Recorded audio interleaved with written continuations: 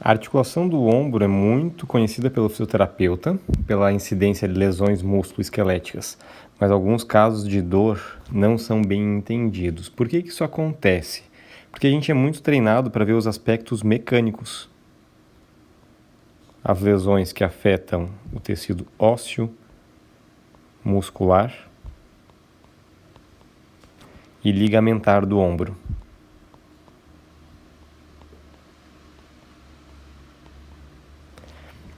Porém, tem alguns casos, como esse que eu vou falar a seguir, que toda a avaliação, todos os testes relacionados a esses tecidos dão negativos. Tanto os testes provocativos, quanto os testes de alívio de sintoma. Eles não são compatíveis com uma sobrecarga muscular, com um estresse da musculatura ou com alguma lesão ligamentar. Não encontramos dores de característica cartilaginosa por desgastes ósseos, contraturas musculares, estiramentos, rupturas, estresses ligamentares, lesões. E os exames complementares, que muitas vezes são solicitados mesmo assim, também não acusam nada. E agora é importante a gente começar a ter uma investigação clínica. O que será que realmente está acontecendo com esse paciente que ele chega para a gente se queixando de uma dor no ombro? A nossa capacidade interrogativa, mais uma vez, vem à tona. Como não existe protocolo, que eu vou dizer a seguir, não é uma regra, não é aplicável em todos os casos. Mas no seguinte paciente, isso aqui aconteceu. A queixa principal dele era de dor no ombro. E essa dor não acontecia durante o uso do ombro. Quer dizer que ele praticava atividade física sem dor. Ele movimentava o ombro sem dor. Porém, ele tinha dores com características noturnas. Uma dor noturna. E uma dor eventual. Uma dor episódica, que até então ele não sabia com que tinha reação. E com a investigação, conhecendo um pouco mais dos hábitos do paciente, em pouco tempo a gente conseguiu entender que essas dores elas eram predispostas por alguns tipos de alimento.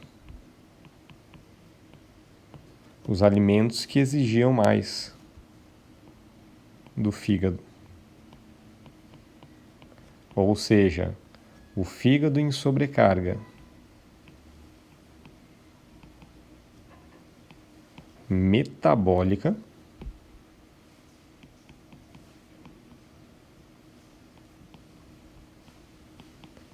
um aumento da demanda neurofisiológica dele, criava uma repercussão de sintomas na região do ombro. Mas isso é possível ou não? Se você ainda tiver alguma dúvida, assista o vídeo completo sobre esse assunto lá no YouTube. De Maicon Oeuki. Que a gente vai explicar aqui de maneira resumida. A gente tem um sistema neural e esse sistema nervoso ele é responsável por dois tipos de informação: aferente e eferente. Informações aferentes, também conhecidas como sensitivas, e eferentes, motoras. Tem um nervo que é muito importante e ele é muito conhecido pela respiração, que é o nervo frênico.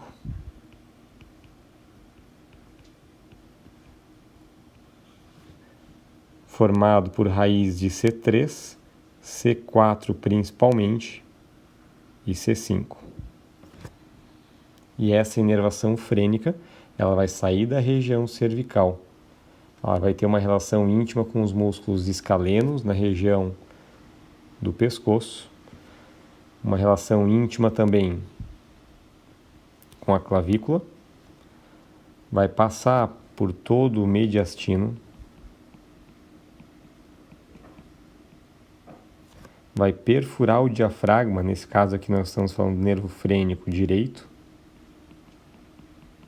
Então ele vai estar perfurando o diafragma juntamente com a veia cava inferior, ao nível vertebral correspondente a T8.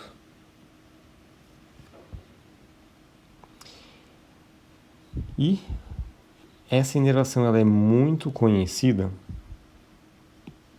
por dar um suporte pro músculo diafragma, para as fibras respiratórias dele. Mas uma coisa que as pessoas negligenciam é que o nervo frênico ele possui muitas aferências. Então ele é motor para o diafragma, mas ele é aferente para o peritônio, o tecido que envolve algumas vísceras, principalmente o peritônio da região abdominal alta,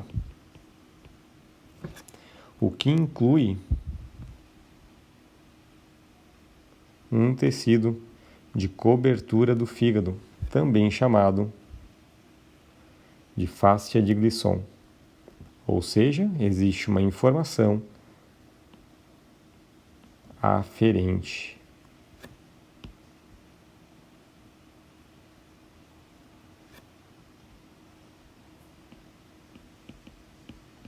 Que sai dessa fáscia e vai até a medula. Em qual nível? C3, C4 e C5.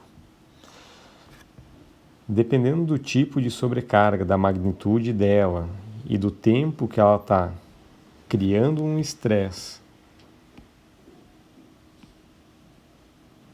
para um tecido com característica conjuntiva, é uma fáscia. Esse sistema nervoso aferente, ele pode começar a descarregar os níveis medulares. Então tem um corno posterior que é sensitivo, ele recebe essa informação e ele começa a hiperestimular o corno posterior da medula. E os interneurônios que tem na região, eles podem ser ativados em consequência disso e criar uma atividade motora. E essa atividade motora, ela pode ser frênica, mas ela pode ter correspondência com os outros níveis. Ou seja, uma inervação correspondente a C5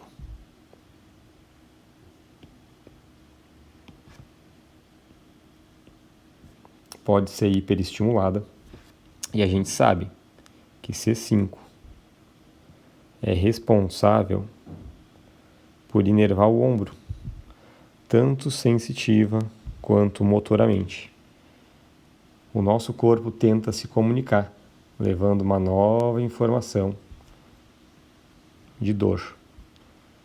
E essa informação de dor não corresponde àquele primeiro quadro da fáscia, mas sim à região inervada do ombro. E de maneira bem semelhante, o mesmo sistema pode gerar uma repercussão com dores de cabeça, visto que existe uma inervação que sai dessa região e vai subir em direção ao crânio, o nervo de Arnold pode ter alguma relação, e também o próprio nervo acessório, que tem fibras ascendentes, para depois voltar para a região do ECOM e do trapézio, que também influencia no ombro, além do núcleo trigêmeo cervical, ou núcleo espinhal do trigêmeo, que também pode gerar repercussões como dores de cabeça. A base desse raciocínio é a anatomia. Ela está orientada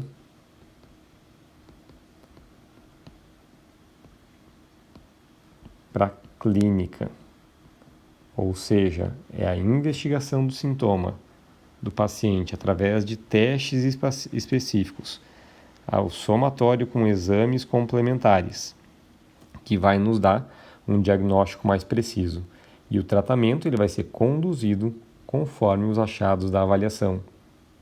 Então, se o ombro apresenta todos os testes negativos, de que adianta eu tratar essa articulação? Talvez nada.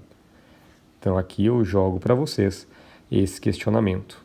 Onde e como seria a abordagem de um paciente como esse?